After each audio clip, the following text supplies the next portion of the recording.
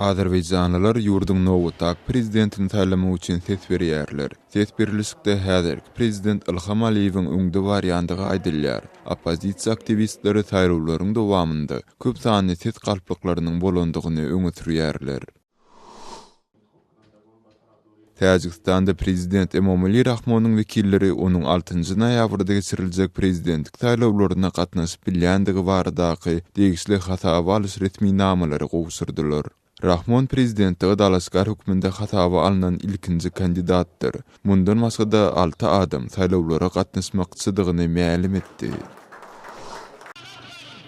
Owganystanyň günbataryndaky Farah welaýatynda Grazdan jemgyýetçiliginiň aktivistleri we çağılar yerli bilim resmiýetine garşy protest geçirdiler. Aktivistler sebitde 10 mekdebiň ýapylmagyny nägilidigini bildirdiler we yerli bilim resmiýetleriniň işinden aýrylmagyny talap etdiler.